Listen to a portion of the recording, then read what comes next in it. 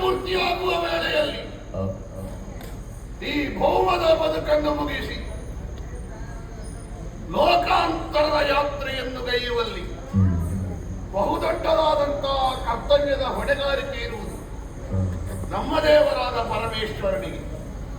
ಅವನ ಪ್ರತಿನಿಧಿಯಾಗಿ ದಕ್ಷಿಣದ ಶೈವಿನಿಯಲ್ಲಿ ಧರ್ಮದರ್ಶಿ. ನಾವು ಧರ್ಮ ಮಾತ್ರ ನೋಡು. ಅವ ಸಣ್ಣವನ, ಅವ ದೊಡ್ಡವನ, ಅವ ವಿದ್ಯಾವಂತನ, ಅವ ಬಡವನ, ಅವ ಬಲ್ಲಿದನ, ಇದು ಯಾವುದು ನೋಡ್ಲಿಕ್ಕೆ. ಧರ್ಮ ಅಧರ್ಮ ಇದನ್ನು ಲೆಕ್ಕ ಹಾಕಿ ತಕ್ಕಡಿಯಲ್ಲಿಟ್ಟು ತೂಗಿ ಅವನಿಗೇನು ಫಲ ಎನ್ನುವುದಾಗಿ ಕೊಡುವಲ್ಲಿ ನಮ್ಮಷ್ಟು ನಿಷ್ಪಕ್ಷಪಾತವಾದ ನಿರ್ಣಯ ಮಾಡುವವರು ಪ್ರಪಂಚದಲ್ಲೇ ಇಲ್ಲ. ಹಾಗಾಗಿ ಲೋಕದಲ್ಲಿ ಎಲ್ಲ ಕಡೆ ಹೇಳುವುದು ಹೇಗೆ, ಶಾಸನದಲ್ಲಿ ಯಮನ ಹಾಗೆ, ನಮ್ಮ ಶಾಸನ ಅಂದ್ರೆ ಹಾಗೆ. ಸ್ವಲ್ಪವೂ ದಾಕ್ಷಿಣ್ಯವೂ ಇಲ್ಲ, ಸ್ವಲ್ಪವೂ ನೈಷ್ಠುರ್ಯವೂ ಇಲ್ಲ. ಹೇಗೆ ಬೇಕೋ ಹಾಗೆ, ದ್ವೇಷವೂ ಇಲ್ಲ, ದಾಕ್ಷಿಣ್ಯವೂ ಇಲ್ಲ. ಕಾಲ, ಈ ಪ್ರಪಂಚದಲ್ಲಿ ಕಾಲನಷ್ಟು ದೊಡ್ಡ ವೈದ್ಯನೂ ಇಲ್ಲ, ಕಾಲನಷ್ಟು ದೊಡ್ಡ ಶಿಕ್ಷಕನೂ ಇಲ್ಲ. ಎಷ್ಟು ದೊಡ್ಡ ಅಹಂಕಾರಿಯೇ ಆಗಲಿ, ಕಾಲ ಶಿಕ್ಷಕನ ಏಟಿಗೆ ತಾನು ತಲೆಬಾಗಲೇಬೇಕು. ಎಷ್ಟು ದೊಡ್ಡ ನೋವೇ ಇರಲಿ, ಕಾಲ ವೈದ್ಯ ಮರವಿನ ಮದ್ದಿನಿಂದ ರೋಗವನ್ನು ನಿವಾರಣೆ ಮಾಡುತ್ತಾನೆ. ಹಾಗಾಗಿ ಕಾಲ ಎನ್ನುವವ ಒಬ್ಬ ವ್ಯಕ್ತಿ ಹುಟ್ಟಿನಲ್ಲಿಂದ ಸಾಯುವವರೆಗೆ ನಿಜವಾಗಿ ಬದುಕುವಾಗ ಬದುಕುವುದು ಹೇಗೆ ಅಂತ ಕೇಳಿದ್ರೆ, ಒಂದೊಂದು ಹೆಜ್ಜೆಯು ಅವ ಸಾವಿನ ಕಡೆಗಿಡುವುದು. ಅಂದ್ರೆ ಯಮನಿಗೆ ಹತ್ತಿರ ಆಗುವುದು. ಯಮ ಅವನ ಬೆನ್ನ ಹಿಂದೆ ಇರ್ತಾನೆ. ವ್ಯಕ್ತಿಯೊಬ್ಬ ಹೇಗೆ ಸಂಚರಿಸ್ತಾನೋ ಅವನೊಟ್ಟಿಗೆ ನಾನು ಸಂಚರಿಸುವ ಕಾರಣ ನನಗೊಂದು ಹೆಸರು ಸಮವರ್ತಿ. ಅವನಿಗೆ ಸಮವಾಗಿ ಅವನೊಂದಿಗೆ ಸಂಚರಿಸ್ತಾ ಇರ್ತೇನೆ. ಯಾವಾಗ ಮುಗಿಯುತ್ತದೆ ಕಾಯ್ತಾ ಇರ್ತೇನೆ. ನಿಜವಾಗಿ ಒಂದೊಂದು ವರ್ಷ ಹೆಚ್ಚಾಗುವಾಗ ವರ್ಷಾದವ ಸಂಭ್ರಮ ಮಾಡಬೇಕಾದ್ದಲ್ಲ, ಹಿಂದೆ ಇದ್ದ ನಾನು ಸಂಭ್ರಮ ಮಾಡಬೇಕಾದ್ರೆ ಈಗ ಸಿಕ್ಕಿದ ಹತ್ತಿರ ಆಗುತ್ತಾ ಇದ್ದಾನೆ.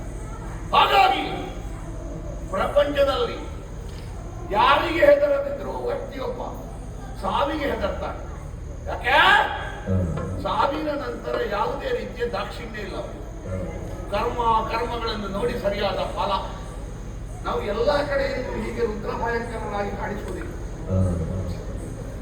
ಪಾಪಿಗಳಿಗೆ ಮಾತ್ರ ರುದ್ರ ಭಯಂಕರ. ಪೂರ್ವ ದಿಕ್ಕಿನಲ್ಲಿ ನಾವು ಕಂಡರೆ ಕಾಂತಿಯುಕ್ತವಾದಂತಹ ಕಾಲಸ್ವರೂಪನಾದ ಸತ್ಪುರುಷರಿಗೆಲ್ಲ ಅನುಗ್ರಹ ಮಾಡುತ್ತಾ ಇರ್ತೇವೆ. ಪಶ್ಚಿಮದಲ್ಲಿ ವೈವಸ್ವತ ರೂಪಿಯಾಗಿ ಸಜ್ಜನರಿಗೆ ದಾರ್ಶನಿಕನಾಗಿ ಒದಗಿ ಬರ್ತೇನೆ.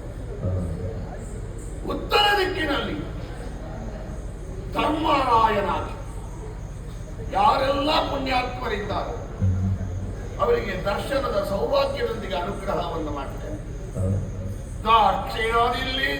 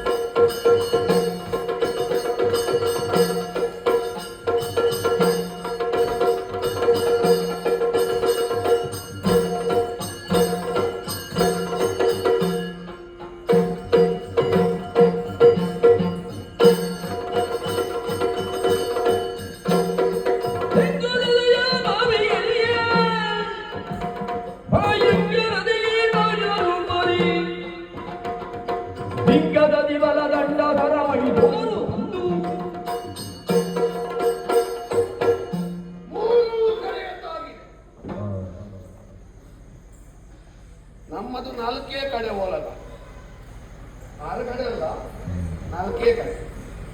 3 ಕಡೆಯ ಓಲಗ ಮುಗಿದು 4ನೇ ದಿಕ್ಕಿನ ದಕ್ಷಿಣದ ಓಲಗ ತೆಂಕು ದಿಶೆಯಲ್ಲಿ ಕಾಲಪಾಶ ಮಹಿಷವಾಹನ. ಕೆಲವರೆಲ್ಲ ಕೇಳಲಿಕ್ಕುಂಟು, ಈ ಪ್ರಪಂಚದಲ್ಲಿ ದೇಹ ಬಿದ್ದು ಹೋದ ಮೇಲೆ ಹೇಗೆ ಶಿಕ್ಷೆ ಹೇಗೆ? ಈಗ ದೇಹಕ್ಕಲ್ವ ಹೊಡೆಯುವುದೋ ಬಡಿಯುವುದೋ ಗಾಯ ಆಗುವುದು, ಮತ್ತೆ ಶಿಕ್ಷೆಯಲ್ಲಿಲ್ಲ. ಈ ಕಾಲಸೂತ್ರ ಇರುವುದೇ ಅದಕ್ಕೆ. ನಮಗೆ ಚೇತನಾಮಯ ಶರೀರ ಹೋದ ಮೇಲೆ ಆತ್ಮಕ್ಕೊಂದು ಯಾತನಾಮಯ ಶರೀರ ಅಂತ ಕೊಡ್ಲಿಕ್ಕುಂಟು.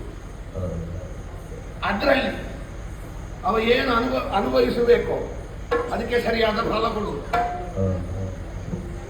ದೇಹ ಇದ್ರೆ ನೋವಾಗುವುದಿಲ್ಲ, ದೇಹದ ಒಳಗೆ ಪ್ರಾಣ ಇದ್ರೆ ಮಾತ್ರ ನೋವಾಗುವುದು. ಹೆಣಕ್ಕೆ ಬೆಳೆದ್ರೆ ನೋವಾಗ್ತದ. ಆ ಆತ್ಮಕ್ಕೆ ಮತ್ತೊಂದು ಯಾತನೆ ಅನುಭವಿಸುವುದಕ್ಕೋ ಸುಖ ಅನುಭವಿಸುವುದಕ್ಕೋ ಬೇರೆ ಒಂದು ಶರೀರವನ್ನು ಕೊಡುವ ಆ ಕಾಲಸೂತ್ರವನ್ನು ಹಿಡಿದು ಕೀಲೋಷ ರೂಪಿಯಾಗಿ ತೆಂಕಣ ದಿಸೆಯಲ್ಲಿ ಓಲಗ ಕೊಟ್ಟಿದ್ದೇನೆ. ಇವತ್ತು ಪಾಪಿಗಳ ವಿಚಾರಣೆ ಉಂಟು. ಅವರೇನು ಮಾಡಿದ್ದಾರೆ ಎನ್ನುವುದಾಗಿ ಸರಿ ನಿರ್ಣಯ ಕೈಗೊಳ್ಳಬೇಕಾದ್ರೆ ಲೆಕ್ಕಾಚಾರವನ್ನು ಸರಿ ಬಿಡುವ